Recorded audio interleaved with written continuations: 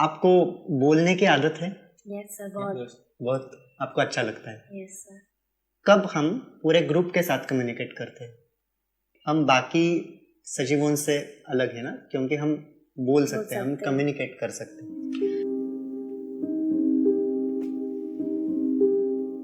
हाय Arya, hi Ganesh. Hi sir.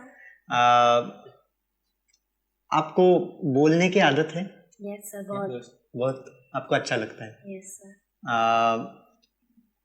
हम जब बोलते हैं तब बहुत बार हम किसी एक से बोलते हैं और बहुत बार हम ग्रुप के साथ कम्युनिकेट करते हैं।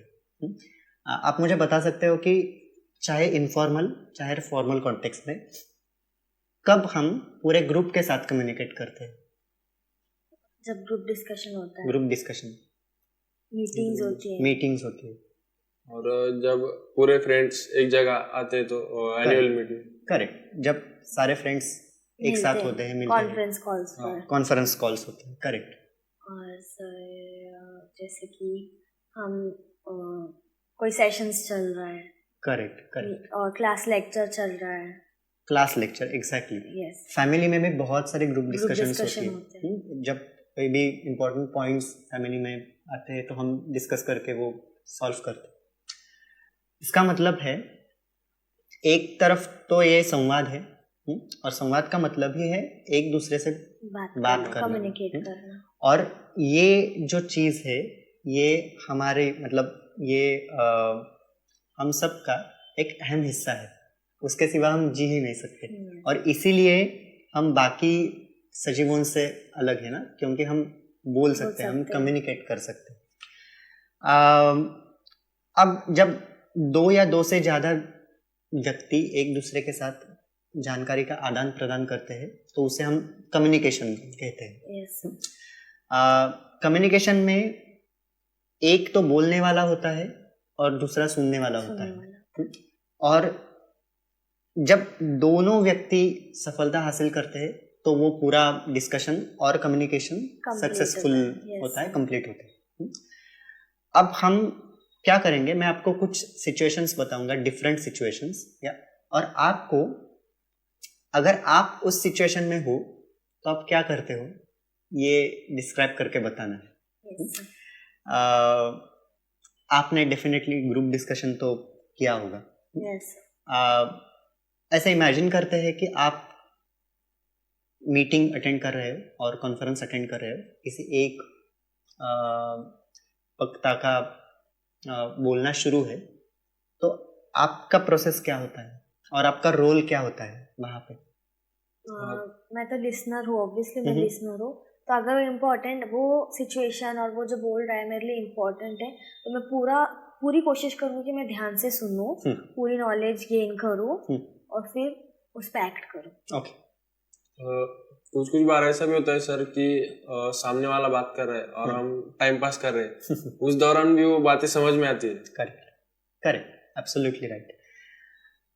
इमेजिन करो कि वही मीटिंग चल रही है और आपको बहुत वो सब इंटरेस्टिंग लग रहा है, लेकिन आपको सवाल है, तो आप क्या करोगे? सर मैं प्रॉम्प्ट करूँगी, मैं अगर मीटिंग है तो आई रेज हैंड और फिर मैं अपना क्वेश्चन पूछूं। ओके। जो सामने वाला बात कर रहा है उसका जो पूरा जो बात करना हो चुका है तो उसके बाद वो खुद ही पूछता है कि एनी क्वेश्चन। करेक्ट, फिर मैं पूछ सकता हूं। तो आप पूछ सकते हो। ओके, मीटिंग पूरी हो गई, क्वेश्चन आंसर सेशन भी हो गया, लेकिन स्टिल आपको कई चीजें क्लियर नहीं है, आप क्या करोगे? तो मैं पर्सनली उनसे मीट करूंगी जिनसे मुझे क्वेश्चन है और मैं अपने क्वेश्चंस क्लियर करूंगी, अपनी क्वेरीज क्लियर करूंगी। ओके। जो क्वेश्चन मुझे मीट में आए वो पहले तो नोट करूंगा, बाद में उनको पर्सनली जाके पूछ सकता हूँ। ओके। तो दूसरे बार जब वो सेशन लेंगे तो वहाँ पे पूछ सकता हूँ। ओके। अब ऐसा इमेजिन करो कि आप मीटिंग कंडक्ट कर रहे हो और आप पूरे ग्रुप के साथ कम्युनिकेट कर रहे हो, डिस्कस कर रहे हो, और ग्रुप में कई लोगों को कई चीजें क्लियर नहीं है, आप क्या करोगे? पहले तो मैं पूरे सुन लूंगा सबका क्या क्या किसकी प्रॉब्लम है और वन बाय वन उस पे एक्शन लेंगे। Very good. सर पहले तो फिर अगर बहुत लोगों को क्वेश्चंस है तो पहले मैंने जो कहा मैं फिर से रिपीट करूंगी समराइज्ड वे में। अगर फिर भी नहीं समझा तो फिर मैं वापस सबके क्वेरीज पर्सनली क्लियर करूंगी। ओके। और अब मुझे बता दो कि मीटिंग के बाद जब हम हमारे कलीग्स के साथ, हमारे फ्रेंड्स के साथ इनफॉर्मली उसके बारे में बात करते हैं तो क्या होता है, तो वो डिस्कशन कैसा रहता है? सर पहले तो हम पूछते कि कैसा था मेरा सेशन, समझ आया क्या, ठीक लगा क्या, इफ आई वाज गुड, और फिर जैसे वो बोलते हैं वैसे हम उस पर रिएक्ट करते हैं, रेस्पॉन्स करते हैं। ओके।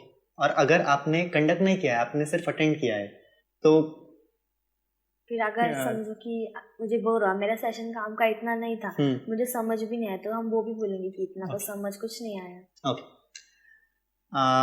अब ऐसा इमेजिन करो कि अगेन ग्रुप डिस्कशन है, ग्रुप कम्युनिकेशन है, चाहे वो रिटन हो और चाहे वो वर्बल हो। देयर आर सम कॉन्फ्लिक्ट्स, सब कब कई ऐसे इश्यूज है वहाँ पे थोड़ा सा कॉन्फ्लिक्ट हो रहा है। तो as a part of a group आप क्या करोगे? ट्राई टू रिजॉल्व, तो उनको बोलूँगी कि वेट, अभी कामनेस से हैंडल करो चीज़ और बाद में आप सॉर्ट आउट कर लो, आपको जैसे ठीक लगे। वही सर। ओके, ठीक है। तो मतलब अभी जो हमने सिचुएशंस इमेजिन किया, वो सब ग्रुप डिस्कशन का एक बहुत महत्वपूर्ण हिस्सा है, एक पार्ट था। तो अब हम इसके बारे में बात करेंगे कि ग्रुप डिस्कशन और communication with in the group ज़्यादा से ज़्यादा सक्सेसफुल होने के लिए हमें क्या करना है।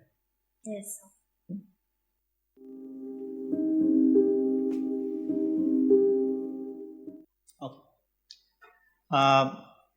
अब हमें ये डिस्कस करना है कि communication with in the group, चाहे वो वर्बल हो, नॉन वर्बल हो, वो सफल होने के लिए कौन से चीज़ों की ज़रूरत होती है और बेसिकली कम्युनिकेशन के टाइप्स क्या होते हैं। क्योंकि ये कम्युनिकेशन है ना, तो पहले तो हमें ये समझना चाहिए कि कम्युनिकेशन कौन से प्रकार का हो सकता है। yes, आप मुझे सिर्फ बता सकते हो कि ग्रुप डिस्कशन के तरीके क्या क्या होते हैं? आप एग्जांपल्स दे सकते हो? और ऐसे पहले तो बात कर सकते हैं, मतलब डायरेक्ट कॉन्वर्सेशन या WhatsApp call. Correct, WhatsApp call ये अलग प्रकार हो गया, और व्हाट्सएप ग्रुप में जो डिस्कशन होता है वो एक अलग प्रकार हो गया।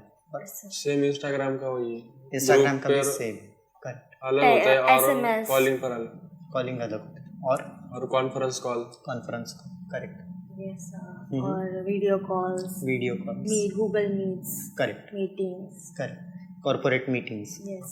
ओके।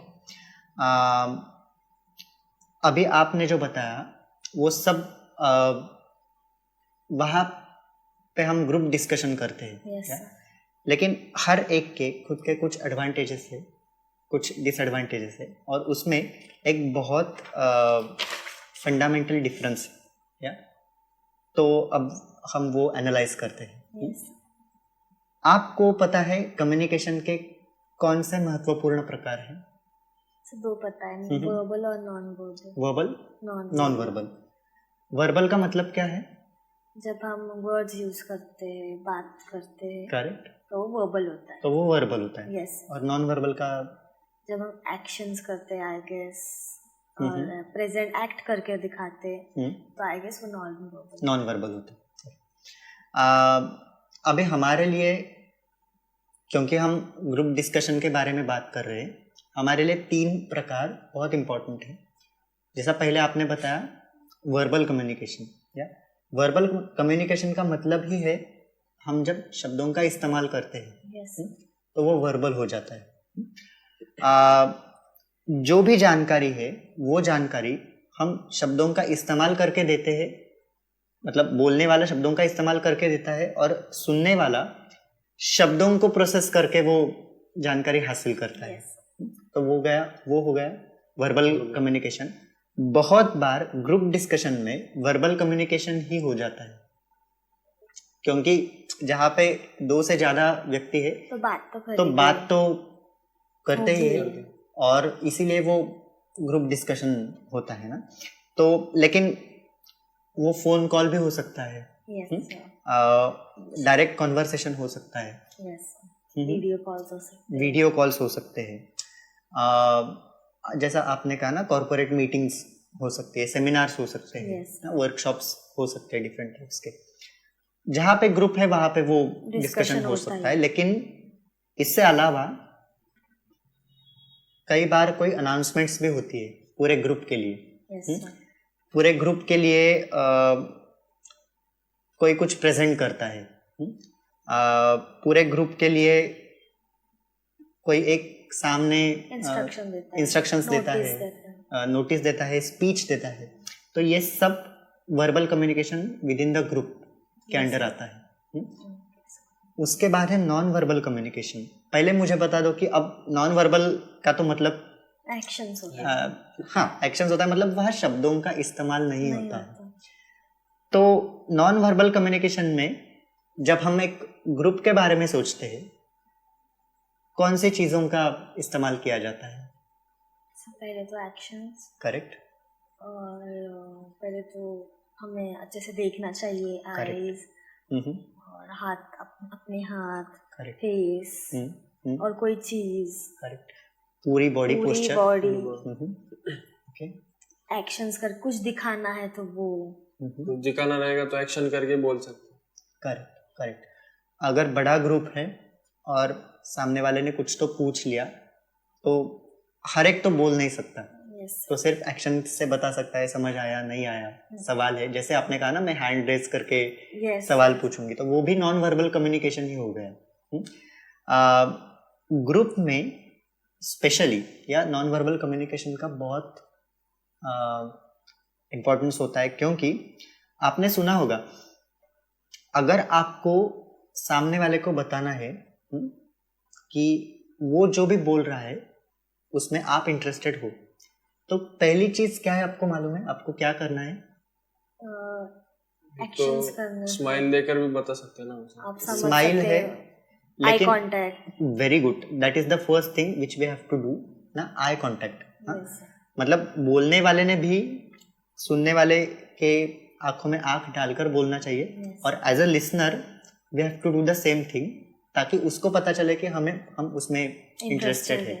हमारा पूरा बॉडी पोस्चर होता है, वो भी एक सिग्नल देता है कि ग्रुप डिस्कशन में हम इंटरेस्टेड है या नहीं है, डिस्ट्रैक्ट हो रहे हैं, हम डिस्ट्रैक्ट हो रहे हैं नहीं हो रहे। तो इन सब चीज़ों का अंतर्भाव non verbal communication with in the group में होता है। लेकिन अभी जो हमने डिस्कस किया ना, वहाँ पे मिसअंडरस्टैंडिंग के लिए चांसेस कम होते हैं, क्योंकि वो आदमी एक दूसरे के सामने होते हैं। ओके। लेकिन ये जो तीसरा प्रकार है रिटन कम्युनिकेशन, वहाँ पे ऐसा बहुत बार होता है कि हमने उस आदमी को देखा भी नहीं हो, स्टिल हम उसके साथ कम्युनिकेट करते हैं। तो आप मुझे बता सकते हो कि अब रिटन कम्युनिकेशन के तरीके क्या क्या हो सकते हैं? Sir SMS, text, conference, correct, WhatsApp group ना, और ईमेल का जो थ्रेड होता है। Yes sir, emails.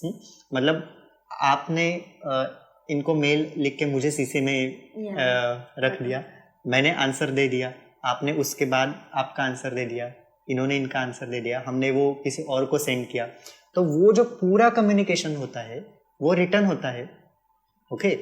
और वर्बल तो होता ही है, क्योंकि शब्दों का तो इस्तेमाल होता है, लेकिन हम एक दूसरे के सामने नहीं होते हैं, फेस टू फेस नहीं। करेक्ट। अभी जब ईमेल नहीं था, जब मोबाइल्स नहीं थे, तो लोग लेटर लिखते थे। उसके बाद ईमेल्स का युग शुरू हो गया, उसके बाद मोबाइल्स का युग शुरू हो गया। उसके बाद अब social media plays an important role in this scenario. इससे अलावा सुनने में बहुत इंटरेस्टिंग है कि रिटन कम्युनिकेशन के भी बहुत अलग अलग माध्यम होते हैं। जैसे कि एक नोटिस है जो पूरे ग्रुप के लिए है, या वो भी रिटन कम्युनिकेशन है विद इन द ग्रुप। या अगर आपने नोटिस, हाँ नोटिस तो है, इंस्ट्रक्शंस वो भी एक प्रकार का रिटन कम्युनिकेशन, अगर आपने वो लिख दिया हो। yes, और ग्रीटिंग कार्ड्स भी एक प्रकार का रिटन कम्युनिकेशन ही होता है। yes, क्योंकि उसका इस्तेमाल करके हम सामने वाले के साथ कम्युनिकेट करते हैं। इससे अलावा एक्सपर्ट्स ने एक चौथा हिस्सा भी बताया है, मतलब verbal communication, non verbal communication, written communication के अलावा एक बहुत अच्छा श्रोता होना, एक बहुत अच्छा लिसनर होना, ये कम्युनिकेशन के लिए बहुत इम्पोर्टेंट होता है। Specially in a group discussion, या अगर वहाँ पे कॉन्फ्लिक्ट्स हो, अगर वहाँ पे डिस्ट्रैक्शंस हो, तो क्या होगा? मिसकम्युनिकेट होगा, चीज समझ नहीं आएगी और हमारा ही नुकसान होगा कि या चीज समझ लेकिन नहीं आई है। वो ग्रुप के लिए वो कैसा हानिकारक हो सकता है? समझो ग्रुप प्रोजेक्ट है तो अगर उन्हें समझ नहीं आया तो उन्हें 10 बार क्वेश्चंस आएंगे उनके माइंड में, क्यूरीज आएगी, तो उन्हें वो प्रॉब्लम होगा। सर झगड़े भी हो सकते हैं ग्रुप में, मतलब कि समझो मैं एक बात कर रहा हूँ और सामने वाला दूसरी बात कर रहा है और वो कोई भी समझ में नहीं ले रहा, तो दोनों में ही झगड़े लग सकते हैं, बाकी के पूरे साइड में कॉन्फ्लिक्ट, मिसअंडरस्टैंडिंग। आपने ये कभी एक्सपीरियंस किया है, फॉर्मल हो या इनफॉर्मल सिचुएशन में 2 घंटे डिस्कशन करने के बाद भी हासिल कुछ नहीं होता है? ऐसा आपके बारे में हुआ है कभी? यस सर, बहुत बार हुआ है। तो ये किसका आउटपुट है कि 2 घंटे के बाद भी हमारे हाथ कुछ नहीं लग गए? कंसंट्रेशन, नो फोकस ना। बहुत बार ऐसा होता है कि ग्रुप डिस्कशन में हम जो पॉइंट बताना चाहते हैं उससे हम बहुत बार दूर जाते हैं। डिस्ट्रैक्शंस, मतलब सुनने वाले के साइड से भी डिस्ट्रैक्शंस हो सकती है, लेकिन बोलने वाले के साइड से भी डिस्ट्रैक्शंस हो सकती है। तो जब हम इन सब चीज़ों को एनालाइज करेंगे तो हमें एक चीज़ तो पता चलेगी कि जितना इम्पोर्टेंट रोल लिसनर का है उतना इम्पोर्टेंट रोल बोलने वाले का भी है, अगर हमें ग्रुप डिस्कशन सक्सेसफुल करना हो और उससे कुछ हासिल करना हो। yes.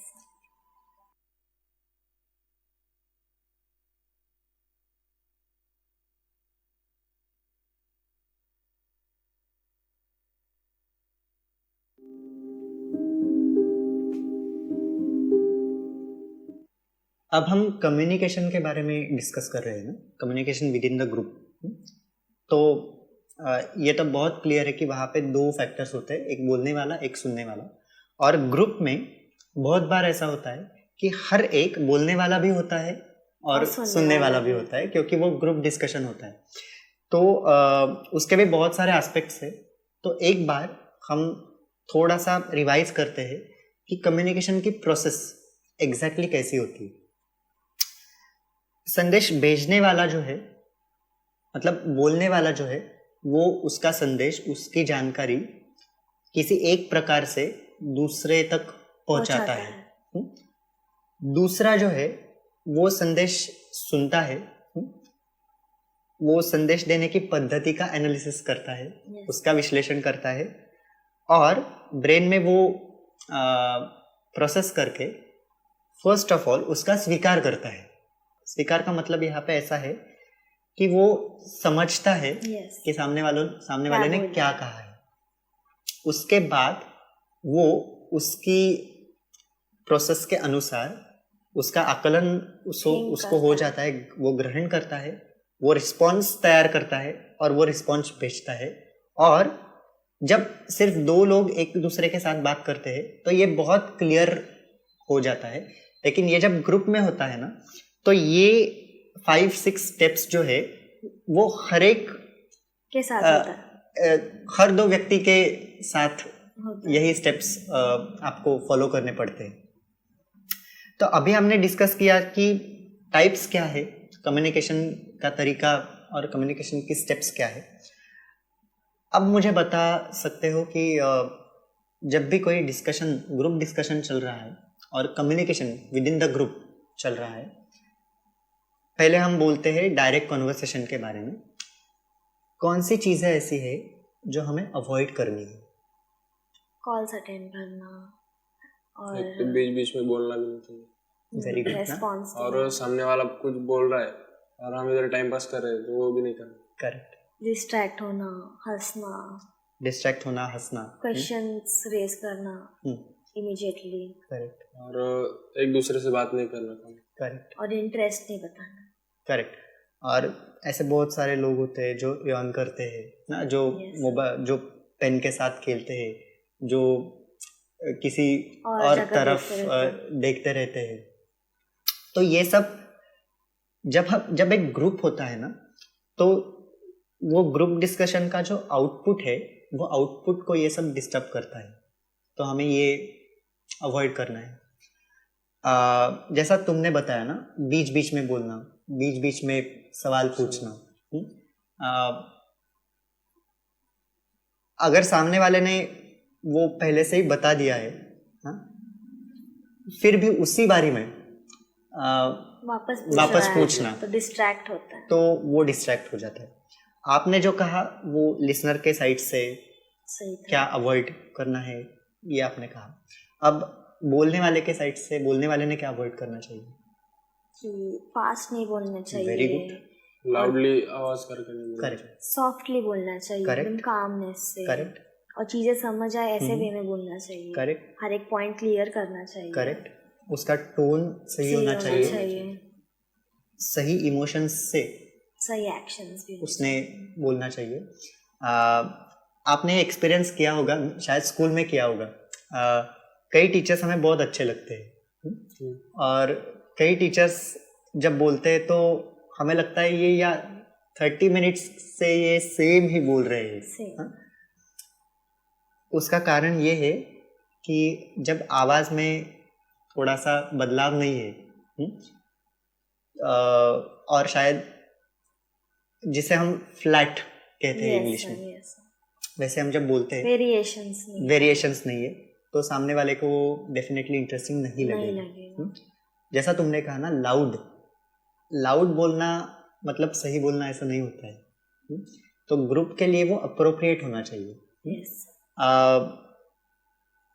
जैसा लिसनर ने बीच बीच में सवाल पूछना ठीक नहीं है, वैसे ही बोलने वाले ने लिसनर को सवाल पूछने का चांस ही नहीं देना, एक चीज, ये भी ठीक नहीं है। तो after some particular time, specific time, बोलने वाले ने पूछना चाहिए कि ये आपको समझ आया है क्या, आपको कुछ सवाल है क्या। वो पॉइंट होने के बाद ही पूछना चाहिए कि ये पॉइंट क्लियर हो चुका है क्या। करेक्ट। और अगर नहीं क्लियर हुआ है तो ये उसकी रिस्पॉन्सिबिलिटी है कि स्पॉन्टेनियसली वो क्लियर कर दे। करेक्ट। अब थोड़ा सा ये बात करेंगे कि जब ग्रुप डिस्कशन में डिफरेंस ऑफ ओपिनियंस होता है, मतलब जहाँ 4 लोग हैं वहाँ 4 ओपिनियन तो होंगे। हमें क्या करना है उस बारे में? सबको पहले कहना है कि एक एक करके बोलिए, वरना कॉन्फ्लिक्ट हो जाएगा कि ये भी बोल रहा है, वो भी बोल रहा है, ये भी बोल रहा है।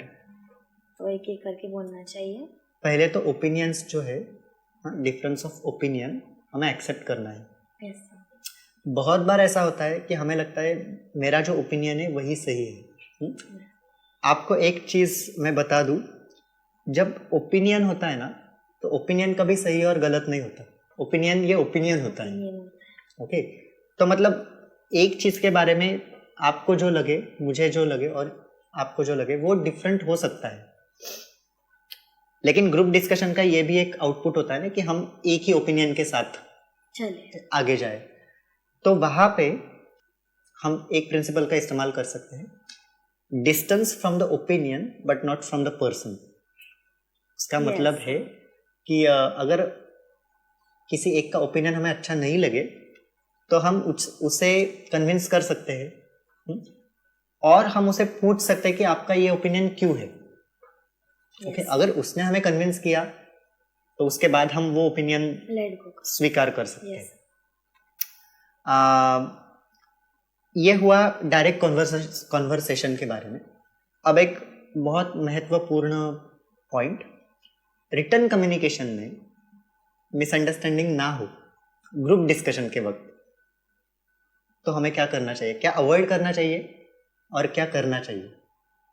पहले तो रिटर्न कम्युनिकेशन में टेक्स्ट आते हैं, एसएमएस आते हैं, और तो अपनी चीज़ हमें जो अगर बोलना है वो क्लियरली टाइप करनी चाहिए, ना कि शॉर्टकट्स एंड ऑल, ताकि सामने वाले को समझ जाए क्लियर वर्ड्स में, स्पेलिंग मिस्टेक ना होते हुए। और अगर उसकी क्यूरी होगी तो उसे कॉल भी कर सकते हैं हम। कुछ बार ऐसा भी होता है कि हम पॉइंट्स लिख कर आते हैं पर पहला पॉइंट होने के बाद दूसरा पॉइंट याद ही नहीं रहता क्या बात करनी है उस पर, वो भी करेक्ट। वो डायरेक्ट कन्वर्सेशन में हो सकता है लेकिन रिटर्न में नहीं हो सकता। लेकिन return communication with in the group जब होता है तब प्रिसीजन का बहुत बड़ा महत्व है। प्रिसीजन मतलब जब डायरेक्ट कन्वर्सेशन है और बोलने वाले का और ग्रुप में जो भी सब लोग बोल रहे हैं वो हमें समझ नहीं आया तो हम 10 बार पूछ सकते हैं। yes, लेकिन रिटर्न कम्युनिकेशन में ये चांस नहीं होता है, इसलिए हमें जो भी लिखना है वो ऐसे फॉर्मुलेट करना है, इतना कॉन्क्रीट फॉर्मुलेट करना है, इतना प्रिसाइज फॉर्मुलेट करना है कि ताकि सामने वाले को पूरा पता चल जाए, समझ आ जाए। और अगर वहाँ पे हमने थोड़े भी दूसरे वर्ड्स का इस्तेमाल किया तो बहुत मिसअंडरस्टैंडिंग हो सकती है और अगेन वो जो आउटपुट होगा वो सक्सेसफुल नहीं होगा। yes. तो जब भी हम ग्रुप में डिस्कस करते हैं तो इन सब चीज़ों का ध्यान हमें रखना है। और जैसा हमने ड्यूरिंग द डिस्कशन कई एस्पेक्ट्स के बारे में डिस्कस किया ना, ग्रुप डिस्कशन का पार्ट होना अच्छी तरह से, ये भी एक सॉफ्ट स्किल है और ये भी एक पर्सनालिटी डेवलपमेंट का महत्वपूर्ण हिस्सा है। अगर हम खुद को अच्छी तरह से ट्रेन करते हैं तो हम स्वयं अच्छी तरह से ग्रुप डिस्कशन कर सकते हैं और ग्रुप डिस्कशन का एक बहुत बड़ा हिस्सा हो सकते हैं।